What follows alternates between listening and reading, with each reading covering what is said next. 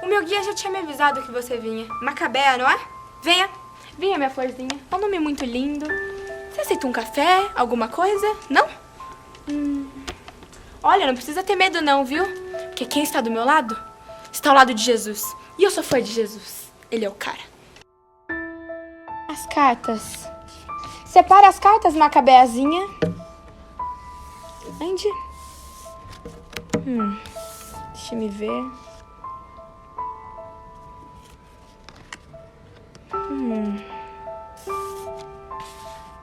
Que vidinha desgraçada, hein, menina? Deixa eu ver o seu presente.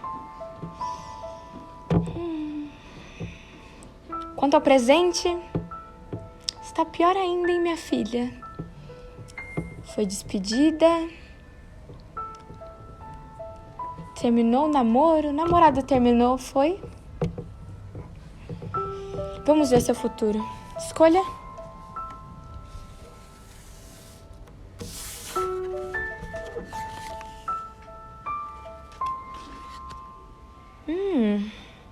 Você vai conhecer um estrangeiro. Aloirado. De olhos verdes ou azuis.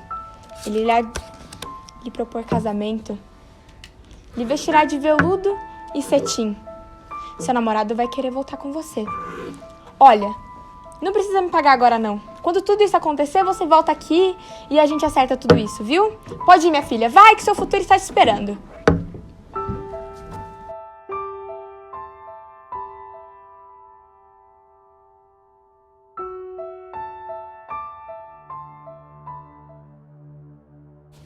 Eu acredito que, antes de falarmos sobre a obra de qualquer autor, nós devemos conhecer um pouquinho sobre a vida e história dele. Clarice Lispector é uma autora brasileira que não tem data específica para o dia do seu nascimento, mas após vários estudos, podemos chegar a uma aproximação da data 10 de dezembro de 1920. Ela vem a nascer em uma pequena aldeia da região da Ucrânia, e eu tinha uma grande dúvida, que foi sanada pela Nádia Batella, em que era o ano em que Clarice chegou ao Brasil. A família Lispector desembarca em Maceió pelo navio Cuiabá em 1922, onde são recebidos por uma irmã da mãe de Clarice Lispector. Aqui eles adotam novos nomes, que fica: o pai se tornaria Pedro, Mânia, que é a mãe da Clarice, se torna Marieta, Leia se transforma em Elisa, e a Tânia, que é outra irmã da Clarice, não muda de nome, E Aya, que significa vida ou algo claro, se transforma em Clarice Lispector. Bom, A Hora da Estrela conta a história da Macabeia, que é uma personagem que migra do Alagoas para o Rio de Janeiro. E o livro todo conta um pouco a história dela, do trabalho, da relação dela com as amigas, e depois de um namoro que ela tem. Então o livro vai mostrando um pouco como é que essa personagem lida com esse espaço novo, E ela tem toda uma forma bastante peculiar de entender a vida, as sensações e tudo mais. Os personagens da obra de Clarice Lispector, na maioria das vezes, eles fazem viagens. Essas viagens dos livros podem estar representando as viagens que ela fez durante a infância ou no seu casamento com o diplomata Gurgel. Nos livros de Clarice, as viagens mais claras que a gente tem são viagens físicas e emocionais. Alguns exemplos de viagens físicas que a gente tem é do personagem Joana, do livro De Perto do Coração Selvagem, de Virgínia, do livro O Lustre, e de Macabea, A Hora da Estrela. Essa viagem, ela não necessariamente é para uma nova cidade ou para um país diferente. Ela pode ser uma viagem, por exemplo, dessa vida para uma próxima vida, como um exemplo da morte de Macabea, Um exemplo de viagem emocional, a gente tem de GH, do livro A Paixão Segundo GH, e de Lore, do livro dos Prazeres.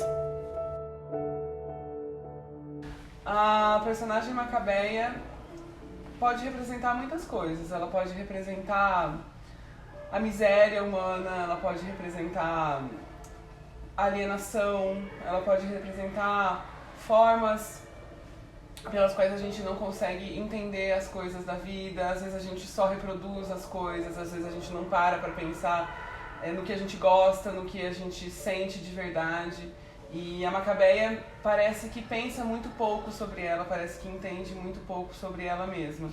Ela tem pequenos lapsos de felicidade, né? Ela vive essa vida de comer cachorro-quente e tomar Coca-Cola. Isso é tão dolorido, né? Você pensar que ela não sabe nem o que é, nem o que é uma boa refeição, ou o que é bom, o que é ruim, né? Ela se sujeita a tipos de amizades que não são boas pra ela, tipos de relacionamento que não são bons pra ela.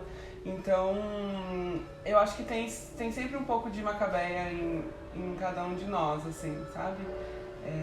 Clarice tem um outro livro chamado A Via Crucis do Corpo, que é um livro de contos, né? E tem um dos contos chamado A Via Crucis, que é um livro que conta a história do nascimento de uma criança e tudo mais. Faz até uma analogia com o nascimento de Cristo, né? Inclusive Via Crucis seria essa via sagrada, né? De dor e de sofrimento.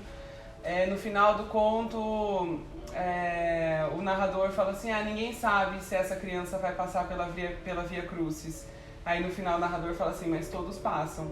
Então, assim, a Macabeia, a vida dela é toda uma Via Crucis, né? Tudo muito sofrido, tudo muito dolorido. A vida de todo mundo é uma Via Crucis, né? Mas parece que a dela é mais ainda, né? Então, acho que é um pouco isso. Clarice Lispector foi uma pessoa que sentiu a vida como poucos sentiram e conseguiu colocar isso usando palavras que poucas pessoas conseguiram usar.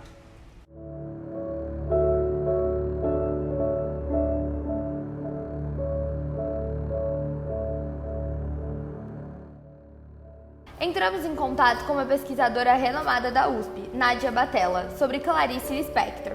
E nosso professor Vinícius Teixeira, de Literatura, fez uma pergunta a ela. As redes sociais potencializaram a disseminação de trechos textuais atribuídos a escritores consagrados e com Clarice Lispector não foi diferente.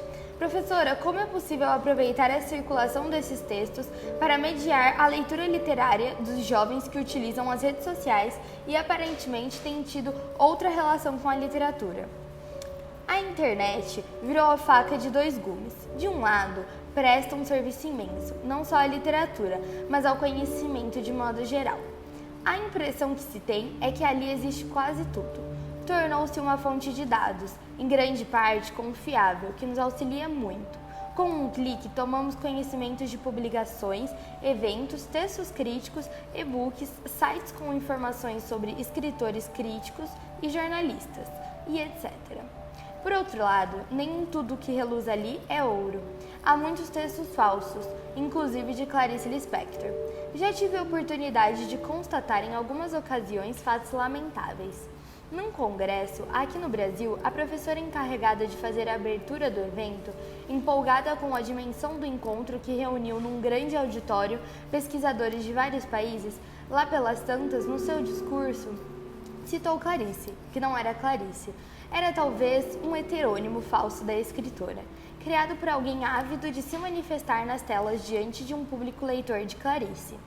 Infelizmente, esse fato se repetiu no exterior. Um diplomata, ao fazer a abertura de um evento, também se aventurou nos mares claricianos e, do meu ponto de vista, afogou-se. Não era Clarice o que ele achava que era. Nessas duas vezes, as falsas citações tinham um tom leve, diria até leviano, na linha de que chamamos literatura de ajuda. Aliás, se pensarmos bem, como disse uma vez uma amiga e colega minha, toda literatura, em certo sentido, é literatura de ajuda. Mas há a boa e a má literatura. Nessas duas ocasiões, as citações traziam literatura da pior espécie. Talvez esse pendor filosofante de Clarice sobre coisas da vida inspire autores a cometerem tais atos de pirataria na internet. Talvez o ponto positivo seja o de treinar o usuário de mídias para o que seja uma boa e má literatura, na medida em que devem permanecer atentos, de olhos bem abertos, para essa necessária identificação. E para treinar essa capacidade de identificar o bom do ruim, não há melhor forma de se obter bons resultados do que o de voltar a ler os livros de Clarice Lispector.